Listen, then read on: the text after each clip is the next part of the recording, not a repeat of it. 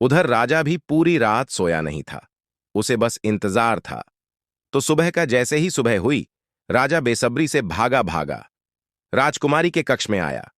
जब उसने बिल्कुल सही सलामत अपनी बेटी को बैठे और बात करते पाया, तो उसकी खुशी का ठिकाना ना रहा। आंखों में अश्रु लिए राजा ने तुरंत अपनी लाडली बेटी को गले लगा लिया। भरे हृदय से राजा ने हाथ जोड़कर लखन का शुक्रिया अदा किया और अपनी शर्त के अनुसार राजकुमारी चंद्रकला का विवाह लखन के साथ कर दिया। जब राजा ने लखन को अपना आधा राज्य पाठ देना चाहा, तो लखन ने राज्य लेने से साफ मना कर दिया। ऐसा स्वाभिमानी दामाद पाकर राजा चंद्रसेन खुशी से फूला नहीं समाया। उसने खुशी खुशी बहुत सारा धन देकर अपनी बेटी चंद्रकला को लखन के साथ विदा कर दिया। जब राजकुमारी चंद्रकला को ले लखन अपने राज्य उज्जैन नगरी पहुंचा, तो उसकी भाभी समेत पूरे परिवार ने उन दोनों का हार्दिक स्वागत किया। लखन खुशी खुशी अपनी नवविवाहिता पत्नी राजकुमारी चंद्रकला के साथ रहने लगा। कुछ ही दिन बाद उज्जैन नगर में एक भव्य समारोह था, जिसमें राजकुमारी चंद्रकला भी अपनी भाभी के साथ समारोह देखने गई हुई थी। तभी मेले में दूसरी तरफ से दैत्य दंभकासुर ने प्रस्थान किया। इतने बड़े दानव को देख समारोह में हड़कंप मच गया। हर कोई अपनी जान बचाने के लिए इधर उधर भाग रहा था। दैत्य को देख राजकुमारी चंद्रकला भी अपनी भाभी के साथ जब समारोह से भागकर जाने लगी, तभी दंभीकासुर की नजर राजकुमारी चंद्रकला पर पड़ गई।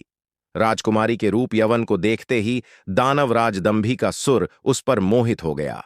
दैत्य अपने पूरे जीवन काल में बहुत सी स्त्रियों के साथ खेला था, पर आज तक उसने इतनी सुंदर स्त्री कभी नहीं देखी थी। पलक झपकते ही उसने चंद्रकला को उठा लिया और उसे राज्य के बाहर अपनी गुफा में ले गया। राजकुमारी चंद्रकला का रो रो कर बुरा हाल था। उस बेचारी की तो किस्मत ही खोटी थी। कितने सालों तक वह उस नाग के चंगुल में फंसी रही।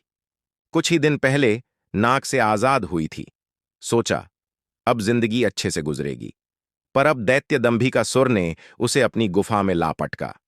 ना तो उसके आंसू रुकने का नाम ले रहे थे और ना वह किस्मत को कोसने से, उसकी मनमोहक सुंदरता से अभिभूत दैत्य ने उसके साथ किसी प्रकार का बल प्रयोग नहीं किया।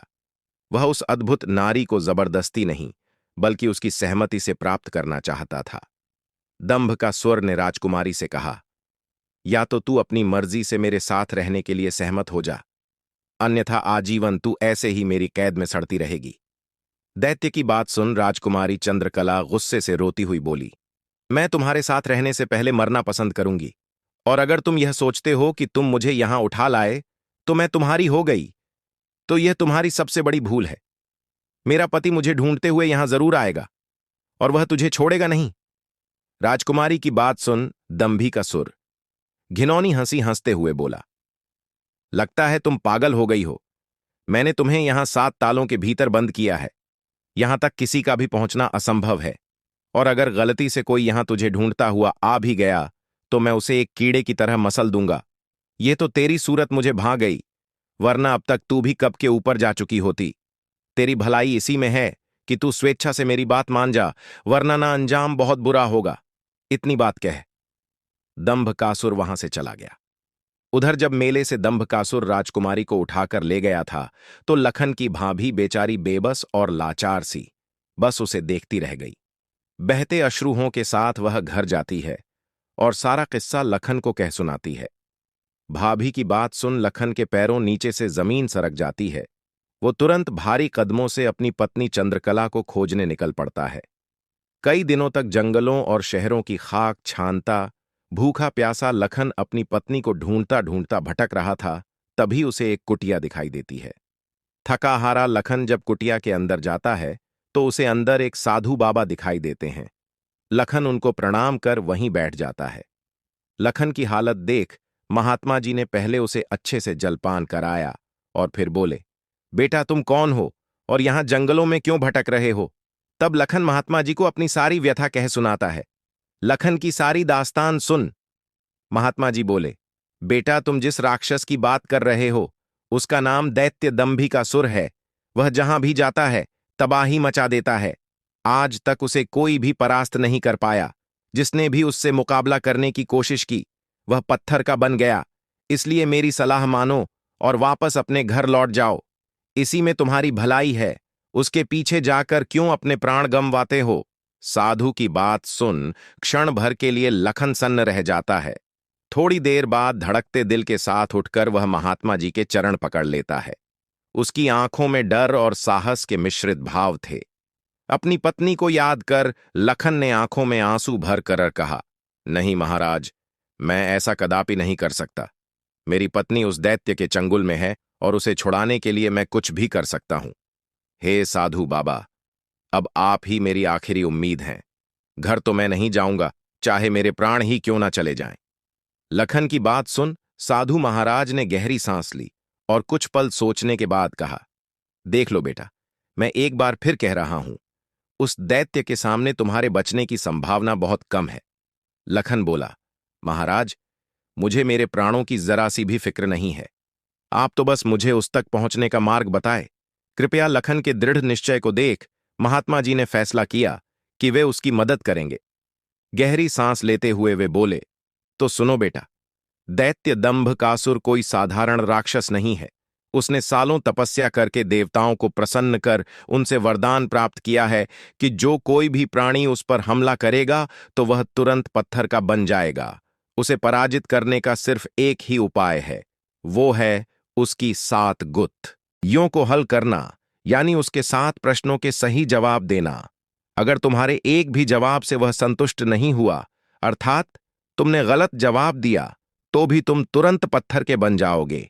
उसके हर एक सवाल के हर सही जवाब के साथ उसकी शक्ति कम होती चली जाएगी और उसके सभी 7 प्रश्नों का ठीक ठीक जवाब देने पर अंततः वह शक्तिहीन हो जाएगा। फिर तुम उसके ऊपर आक्रमण कर उसे पराजित कर सकते हो। पर बेटा, वो बिना शक्तियों के भी बहुत बलशाली है। तुम फिर भी उसका मुकाबला नहीं कर पाओगे। महात्मा जी की बात सुन और दैत्य दंभकासुर को पराजित करने का पूरा का उपाय जान। डर की लहर के साथ लखन का पूरा शरीर झंझना जाता है, पर फिर वह अपनी पत्नी को याद कर दैत्य दंभकासुर के पास जाने का निर्णय लेता है। लखन ने महात्मा जी के चरण छूकर कहा, महाराज, मैं तैयार हूं। कृपया मुझे उस दैत्य के पास जाने का मार्ग बताएं। महात्मा जी ने लखन को आशीर्वाद देते हुए दैत्य दंभकासुर की गुफा का रास्ता बता दिया। दृढ़ निश्चय कर एक अदम्य जोश के साथ लखन दंभकासुर की गुफा की ओर चल पड़ता है। कुछ देर तक कठिन यात्रा करने के बाद लखन उस भयानक गुफा के द्वार पर पहुंच जाता है। वह अपनी तलवार निकालकर गर्जना करता है, दंभिकासुर बाहर आ और मेरा सामना कर। लखन की ललकार सुनकर दंभकासुर गुफा से बाहर आता है और क्रोध में दहाड़ता है, कौन मूर्ख है जो मेरी शांति को भंग कर रहा है? भारी भरकम विशालकाय दानव को देख लखन के पूरे शरीर में सिरहन दौड़ गई। हिम्मत जुटा हुए लखन बोला, हे दुष्ट राक्षस, मैं उस स्त्री का पति हूं जिसे तू बलपूर्वक उठाकर लाया है। पूछ तेरे वह 7 सवाल, मैं जवाब देने के लिए तैयार हूं। सवालों की बात सुन। दंभिकासुर चौंक गया, फिर कुछ सोचकर बोला, ओह, तो तू उस धूर्त साधु से मिलकर आया है। उसी ने तुझे मेरे रहस्य का पता बताया है, पर अब क्या फायदा? मैं तेरी फूल सी पत्नी को तो कच्चा ही निगल गया हूं। क्या स्वादिष्ट मांस था उसका! दैत्य दंभ का सुर का इतना कहना था कि लखन अपना आप खो बैठा और आगे बढ़कर पूरी ताकत के साथ तलवार से दैत्य पर वार किया। लेकिन जैसे ही उसकी तलवार दैत्य को छूती है, देवताओं के वरदान के कारण वह भी तुरंत पत्थर का बन जाता है। दैत्य दंभकासुर छल कपट से झूठ बोलकर पत्थर का बना देता है। लखन के पत्थर का बनते ही दैत्य दंभकासुर जोर जोर से शैतानी हंसी हंसता है। बड़ा आया था मेरी 7 गुत्थों को सुलझाने वाला। उसकी शैतानी हंसी से सारी वादियां दहल उठती हैं। घिनौनी हंसी हंसता हुआ दंभकासुर अपनी गुफा में जाता है और राजकुमारी चंद्रकला से कहता है, एक कीड़ा आया था, बाहर कह रहा था, तुम्हारा पति है। तुम तो बड़े बड़े दावे कर रही थी कि मेरे पति को जब मालूम चलेगा तो वह मुझे छोड़ेगा नहीं। अरे, उसे मसलने के लिए तो मुझे अपने हाथों की भी जरूरत नहीं पड़ी। एक छोटे से झूठ से ही विचलित हो मिट्टी में मिल गया। इतना कह दानव जोर जोर से हंसता है। दंभकासुर की बात सुन। राजकुमारी चंद्रकला एकदम सन्न रह जाती है, मानो उसके शरीर में प्राण ही ना हो। कुछ देर बाद जब थोड़ा होश संभाला तो रोती गिड़गिड़ा हुई राजकुमारी बोली, दुष्ट दानव, क्या किया तूने? मेरे पति के साथ ऐसा नहीं हो सकता। मेरा पति नहीं मर सकता। कह दे कि तूने मुझसे झूठ कहा है। राजकुमारी चंद्रकला की बात सुन दंभी का सुर बोला, मूर्ख स्त्री, तूने मुझे समझ क्या रखा है कि तेरा वह कीड़ापति मुझे मारेगा? अरे पागल औरत, मैं अमर हूं, मेरा कोई कुछ नहीं बिगाड़ सकता, मुझे देवताओं से वरदान मिला है। इतना कह दंभ का सुर राजकुमारी के बिल्कुल पास जाकर बोला, अब तो तेरा पति भी नहीं रहा, अब तो मेरी बात मान ले, दानव की बात का कोई प्रतिवचन दिए बिना बेचारी राजकुमारी बेजान सी धरती पर गिर पड़ती है। उसकी आंखों से लगातार अश्रु बह रहे थे। उधर जब अपनी पत्नी को खोजने गया, लखन कई दिनों तक घर नहीं लौटा, तो उसके परिवार वाले अत्यंत चिंतित थे। लखन की मां और उसकी भाभी का तो रो रो कर बुरा हाल था। लखन का बड़ा भाई महेंद्र भी गहरी चिंता में था। अंततः कुछ भी ना समझ पर महेंद्र अपने अनुज भाई लखन को खुद ढूंढने का निश्चय कर अपनी माता व पत्नी से आज्ञा ले घर से चल पड़ता है। बड़ा भाई महेंद्र लखन की खोज में जंगल में भटकते हुए उसी साधु की कुटिया पर जा पहुंचा। उसने महात्मा जी को प्रणाम किया और थोड़ी देर सुस्ताने के लिए वहीं साधु की कुटिया के बाहर बैठ गया। महेंद्र को देख जी ने उससे पूछा, हे वत्स, तुम इस निर्जन जंगल में क्यों भटक रहे हो? तो महेंद्र ने शुरू से अंत तक सारा वृत्तांत महात्मा जी को सुनाया। सारा वृत्तांत सुन महात्मा जी के चेहरे पर चिंता की लकीरें उभर आईं। उन्हें इस प्रकार विचार मग्न देख महेंद्र ने पूछा, हे महाराज, मेरी बात सुनकर आप किन विचारों में खो गए और आपके चेहरे पर यह चिंता की लकीरें मैं साफ देख सकता हूं। इसका क्या कारण है गुरुजी? महात्मा जी ने गंभीर स्वर में कहा, हे वत्स, मैं तेरे भाई लखन को जानता हूं। वह भी मेरे पास आया था और उसने मुझे सारा वृत्तांत सुनाया था कि कैसे वह राक्षस उसकी पत्नी को उठा ले गया। महात्मा जी की बात सुनकर महेंद्र एकदम स्तब्ध रह गया। उसकी आंखों में आश्चर्य और चिंता के भाव उभर आए। महेंद्र बोला, तो कहां है मेरा अनुज? महाराज, वो ठीक तो है, वह घर क्यों नहीं लौट रहा? हे महाराज, कृपया जल्दी से मुझे बताएं, मुझसे सब्र नहीं हो रहा। जब महेंद्र अपने छोटे भाई लखन के बारे में साधु महाराज से पूछता है, तो साधु जी लखन के उनके पास आने से लेकर दैत्य दंभ कासुर के पास पास जाने तक का सारा वृतांत कह सुनाते हैं। सारी बात सुन महेंद्र महात्मा जी के चरण पकड़ लेता है और कहता है, हे साधु महाराज, आप तो सर्वज्ञानी हैं। जब आपको दैत्य दंभिकासुर के रहस्य के बारे में पता था, तो अवश्य आप यह भी जानते होंगे कि लखन का यहां से जाने के बाद क्या हुआ। हे महाराज, कृपया मुझे बताएं कि आगे क्या हुआ। तब साधु बाबा गंभीर स्वर में बोले, हे वत्स, आगे वही हुआ जिसका मुझे पहले से ही भय था। मैंने लखन को जाने से पहले बार बार समझाया था और उसे अच्छी तरह से उस दुष्ट दानव की शक्तियों से अवगत भी करवाया था, पर उसने मेरी बात नहीं मानी और अपनी पत्नी को बचाने के लिए उस दैत्य से भिड़ गया। फलस्वरूप उस धूर्त दानव ने छल कपट से उसे भी पत्थर का बना दिया। इतना सुनते ही महेंद्र को कांटों तो खून नहीं, उसका चेहरा एकदम से पीला पड़ गया और हल्क सूख गया।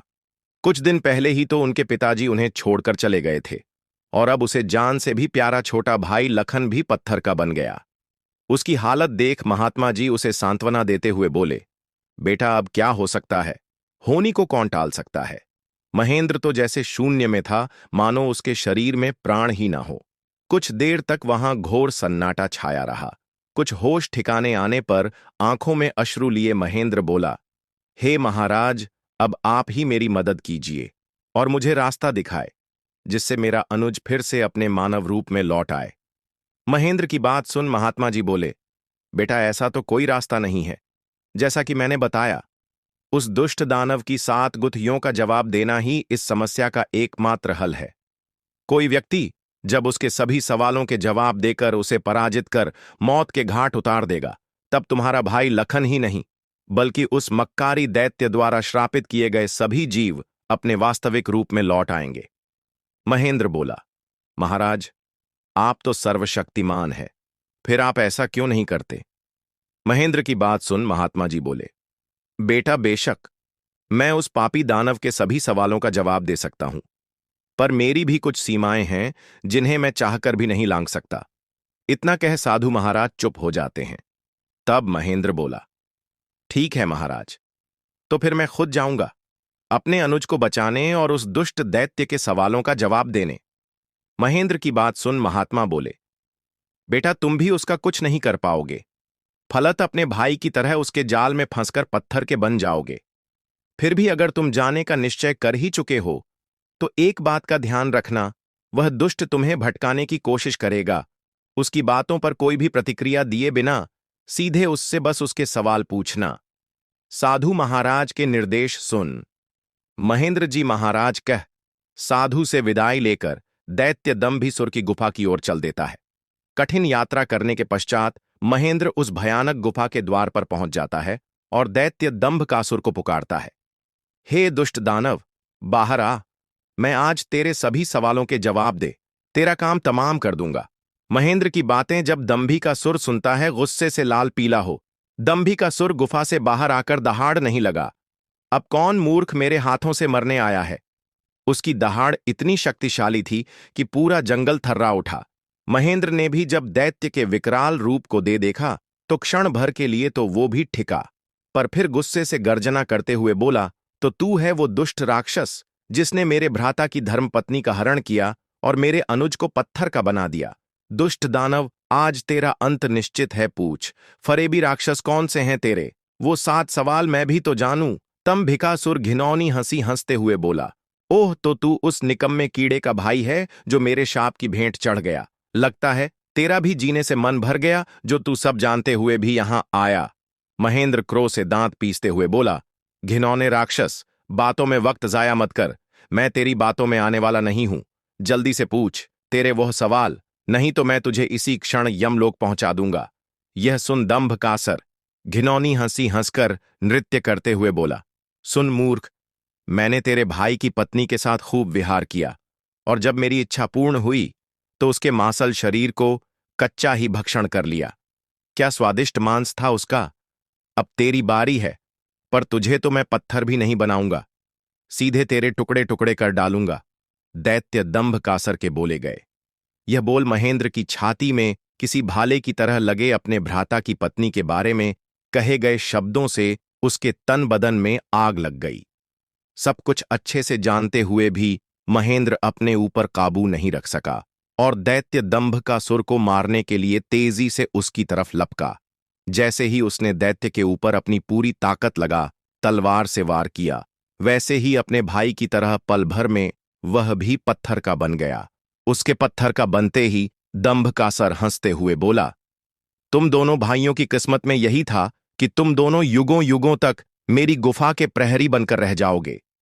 इतना बुदबुदाकर दंभकासुर अपनी गुफा में जाता है और राजकुमारी चंद्रकला को भी यह सब बता देता है और कहता है, तेरे दोनों रक्षक तो मेरे सामने ढेर हो गए, अब तू किसकी आस लगाए बैठी है। मूर्ख स्त्री राजकुमारी चंद्रकला के रो रो कर आंसू सूख चुके थे। अब बचा था तो केवल क्रोध और ज्वाला जलती हुई आंखों के साथ गुस्से में दहाड़ हुई। राजकुमारी बोली, दुष्ट राक्षस, तू क्यों इतना खुश हो रहा है? मुझे तेरा अंत साफ नजर आ रहा है। देख, मेरी आंखों में राजकुमारी चंद्रकला के तेवर देख। और उसकी बात सुन दंभिकासुर विचलित सा हो जाता है और बिना कुछ कहे ही वहां से चला जाता है। उधर लखन महेंद्र के घर में तो लखन के ना आने से पहले ही मातम पसरा हुआ था ऊपर से। अब महेंद्र भी वापस नहीं लौटा तो उसकी पत्नी और मां का बुरा हाल था। अंततः महेंद्र की पत्नी अपनी सासू मां से कहती है, मां जी, आखिर कब तक हम ऐसे ही रोते बिलखते उनका इंतजार करते रहेंगे कि बात सुन। बुढ़िया मां बोल पड़ी, तो और बेटी, हम कर भी क्या सकते हैं? इसके सिवाय महेंद्र की पत्नी बोली, हम अपने राजा के पास जाकर उनको यह सब बताएंगे, वह अवश्य हमारी मदद करेंगे। बहू की बात बूढ़ी मां को उचित लगी। दोनों तुरंत राजा विक्रमादित्य के पास चल पड़ती हैं। कहानी का अगला अध्याय भी बहुत जल्दी आने वाला है। बने रहे।